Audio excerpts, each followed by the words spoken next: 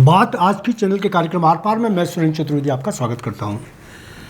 अजमेर का चीरहरण जारी है कोई कृष्ण? अंधा अजमेर, बहरा प्रशासन, गूंगे लोग, कान में रुई डालकर बैठा कानून, निठल्ली व्यवस्थाएं। जी हाँ, इस पूरे शहर को यूं भी कहा जा सकता है कि अंधेरी नगरी चौपट राजा, या यूं भी कि हर तरफ पोपाबाई का राज, या यूं भी कि जिसकी उतर गई लोई उसका क्या करेगा कोई। सच कहूँ तो जिस शहर में एक पल काटना मुश्किल हो, वहाँ 6 लाख बेचारे जिंदगी जी रहे हैं क्योंकि मर नहीं सकते, मर रहे हैं मगर जिक्र नहीं कर रहे।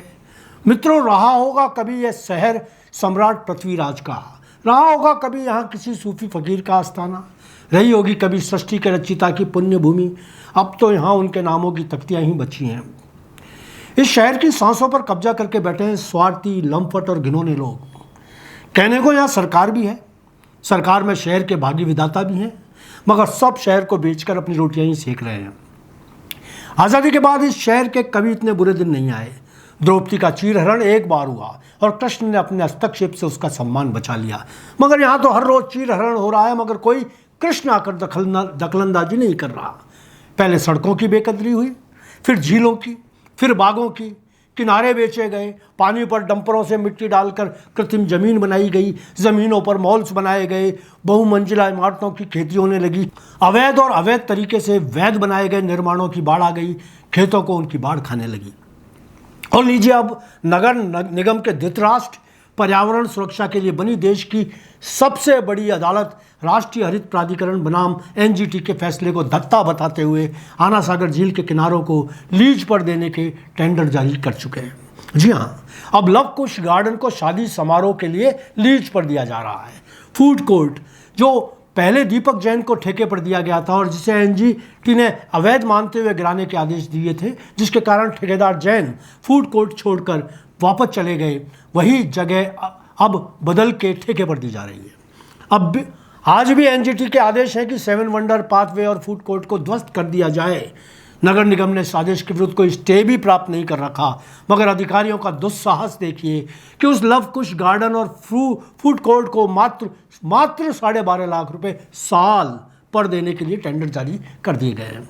ठीक उसी तरह जैसे नगर निगम ने पटेल मैदान में चल रहे एक रेस्तरां को अवैध बताते हुए पहले ध्वस्त किया, फिर उसे अपने चहेतों के लिए होटल बनाकर दे दिया गया।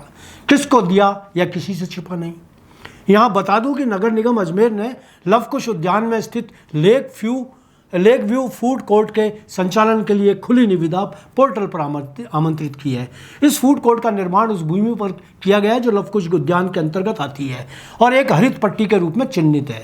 नेशनल ग्रीन ट्रिब्यूनल एनजीटी ने 2023 में अशोक मलिक बनाम राजस्थान राज्य मामले में राजस्थान सरकार और जिला कलेक्टर को इस फूड कोर्ट को हटाने के आदेश दिए थे, जिसे लव कुश उद्यान को नष्ट करके बनाया गया था। अदालत ने इस पर जोर देकर कहा कि पार्क और ग्रीन बेल्ट शहर के फेफड़ों के समान होते हैं और विकास व पर्यटन के नाम पर सरकार इन्हें नष्ट नहीं कर सकती। लव कुश उद्यान क्योंकि ठेके पर दिया जा रहा है, इसलिए अब यह नागरिकों के घूमने के लिए उपलब्ध नहीं होगा।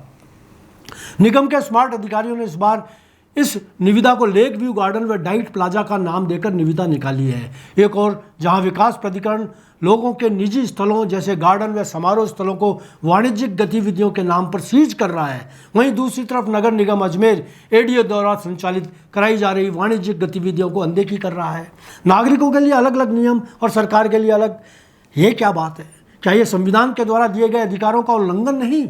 सुप्रीम कोर्ट और एनजीटी के निर्देशों के बावजूद निगम इस सार्वजनिक पार्क लव कुश उद्यान का भी अनुबंध करने जा रहा है। आखिर क्यों अजमेर विकास प्राधिकरण 7 वंडर में स्थित फूड कोर्ट को बंद नहीं करवाती है? क्यों 7 वंडर जैसे निर्माण जिन्हें नेशनल ग्रीन ट्रिब्यूनल के आदेशों के बावजूद हटाया नहीं जा रहा है? क्या 7 वंडर अधिकारियों की नज़र में कॉमर्शियल गतिविधि नहीं? क्या लव कुश उद्यान में बना फूड कोर्ट अधिकारियों की नज़र में कॉमर्शियल गतिविधि नहीं? फिर अधिकारियों द्वारा लोगों के रोजगार को क्यों छीना जा रहा है? मित्रों, क्या कोई अजमेर के मेयर और अधिकारियों से यह सवाल पूछ सकता है? क्या राजनेता इस अवैध फैसलों के निगम के साथ हैं? क्या है कोई माई का लाल या लाल लाली जो इसके नाक में नकेल कस सके? शायद हाँ, शायद ना। धन्यवाद। आज इतना ही।